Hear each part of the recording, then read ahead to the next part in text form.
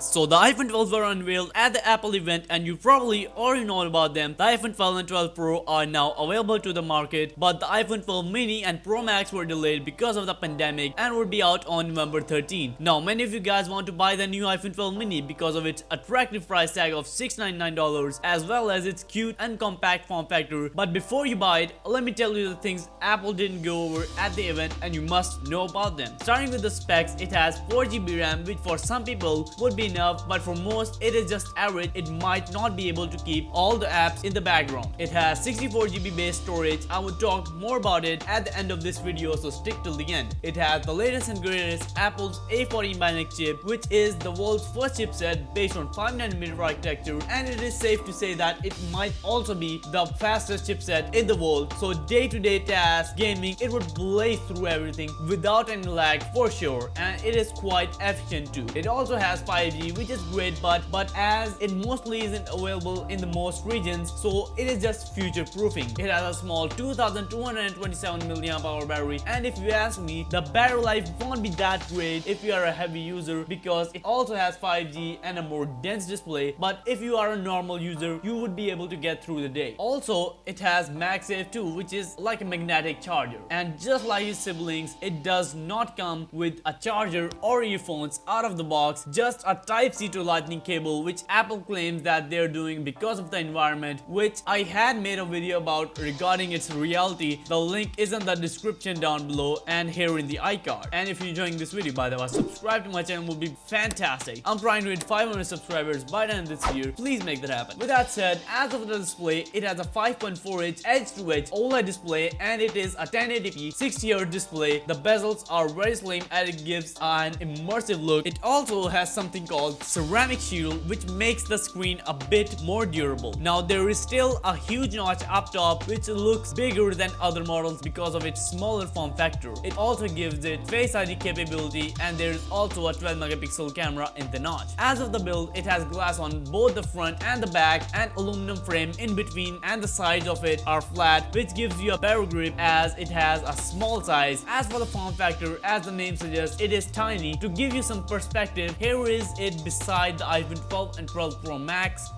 and here it is compared to iPhone SE and iPhone 5. So it is a bit bigger than iPhone 5 and a tad bit smaller than the iPhone SE 2020. And as I mentioned earlier, it has flat sides like iPhone 4, so it would really feel great in hand, and it will give you that nostalgic feeling which is priceless, and that in itself is a reason to love the iPhone 12 mini. Enough of the nostalgic talk. As of the cameras, it has a 12-megapixel main camera and a 12-megapixel all-wide camera on the back, which is the same as the iPhone 12 and has all those features like recording and editing in Dolby Vision, 4K recording, and all that kind of stuff. It is coming in 5 colors: black, white, red, green, and blue. I like the black and white colors because they remind me of the iPhone 4, which was fantastic at the time. As of pricing, there would be $699 for 64GB variant, $749 for 128GB variant, and $849 for 256GB variant. Now, I suggest you should go with 128GB storage because that is plenty. 64GB is a bit less and 256 is $150 more, so 128 would be just fine. It will be available from November 13, which is quite near. Anyways, thanks for watching. Subscribe if you want to see more of this stuff. Drop a like if you enjoyed, and I'll catch you guys in the next video.